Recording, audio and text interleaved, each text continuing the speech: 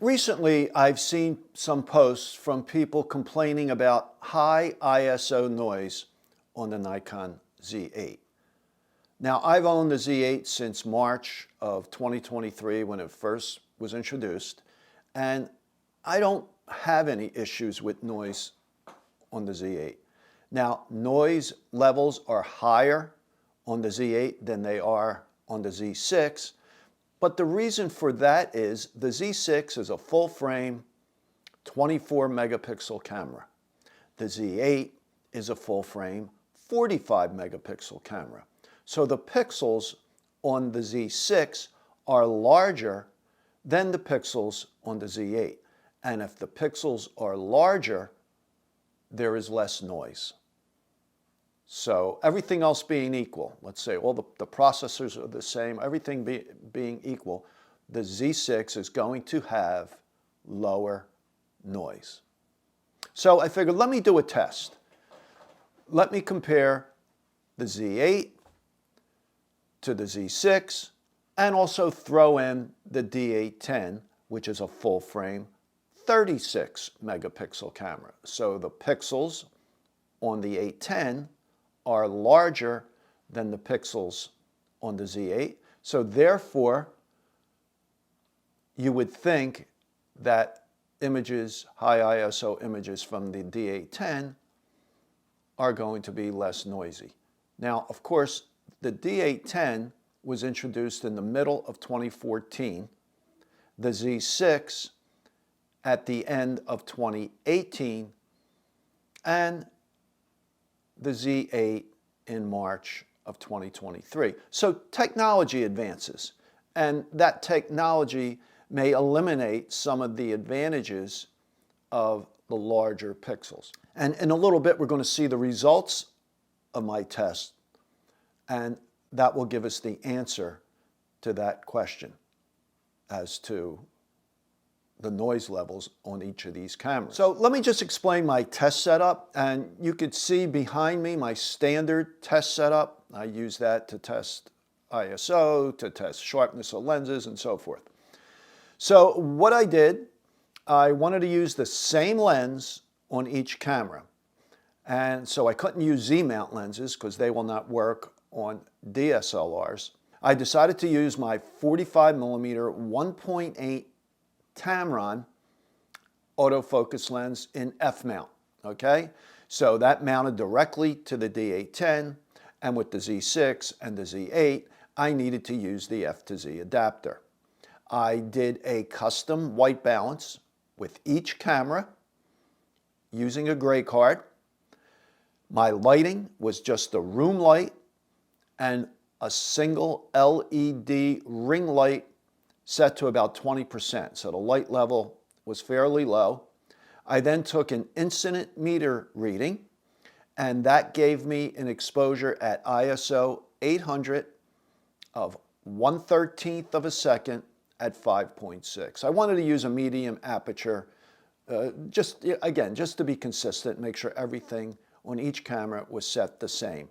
Each camera was set for standard picture control. High ISO noise reduction was set to low on each camera, and the camera was mounted on a tripod. I used a 5-second self-timer. Also, I used autofocus using a single AF point on the mannequin head's right eye. Okay.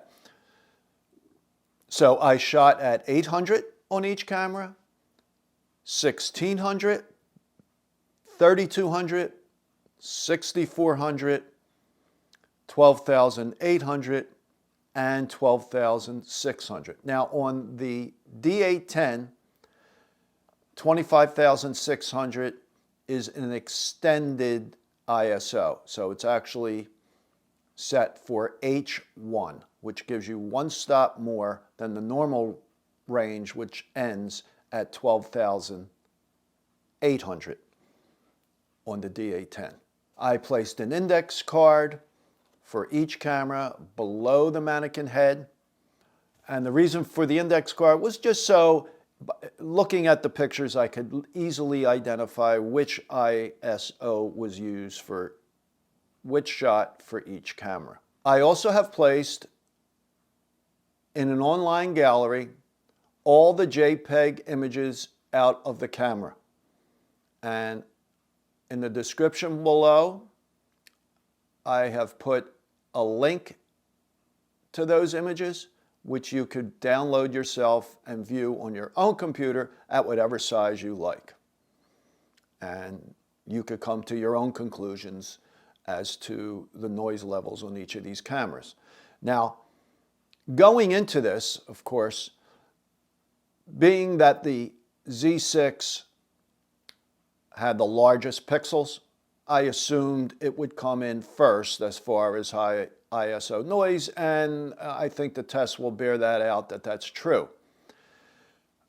If you just look at pixel size, you would think that the 810 would do better than the Z8, but of course technology has advanced and I believe they are close, but I would give the edge to the Z8. So we're going to look at that in a few minutes. We're going to look at some images, and then like I said, I believe you should just download those images and see for yourself. Before we look at those images, I just want to ask you, if you haven't already, to please subscribe to my channel and hit that bell so you'll be alerted anytime I come out with a new video. Now, for the 2.5 years or so that I've had this YouTube channel, I've been coming out with a new video every Wednesday morning at 11 a.m. And I will continue to publish videos at 11 a.m. each Wednesday, but I am also shortly will be adding a second video each week, and that will be published on Monday mornings at 11 a.m. Eastern Time. So let's go look at the pictures. Okay, so here is my standard setup. Okay, you can see the mannequin head in the middle with the index card at the bottom. I'll explain a little bit more about that in a second. And the color checker chart. And here we go. So this was the first shot with the Z8. You see how 800 is circled. Okay, now we come to 1600. 1600 is circled in green. So whatever the last one circled is the ISO for that particular shot. Here we have 3200. Okay, and I'm going to skip right ahead to 25,600. And since they're all circled, the last one circled is 25,600. That's the ISO it was shot at. Okay, so here are all the shots at 800. On the top left is the D810, to the right is the Z6, and at the bottom is the Z8. I know in these shots it's hard to tell noise. That's why if you go to the gallery and download these files, you'll be able to see. These are the 1600 shots. The thing I think you can notice here is that there's a little bit more contrast, it seems, with the Z8 and a little bit more detail, which is expected for a 45 megapixel camera. And here we are at 6400, and I'm surprisingly well. They all are usable. I would say it's 6400. The Z6, in all cases above 800, I think is the lowest noise, followed by the Z8, and then closely by the D810. And now when we come to 25,600, the D810 is, that's a high setting for the D810, so it's really not recommended, and it really breaks up. Of course, again, the Z6 looks the best at this high ISO, with the Z8 in second place. I'd say the Z8 is about a stop or so behind the Z6. Again, not unexpected. Now, another thing you have to consider when looking at these high ISO images is how big are you going to reproduce it? Are you going to make big prints? Are you just going to look at it on the web, or are you going to post it to Facebook or Instagram? Well, then you don't need the highest quality in high ISO images. You can get by at high ISOs. The more you enlarge it, the more the image is going to break up, the more noise you're going to see. Just like with film.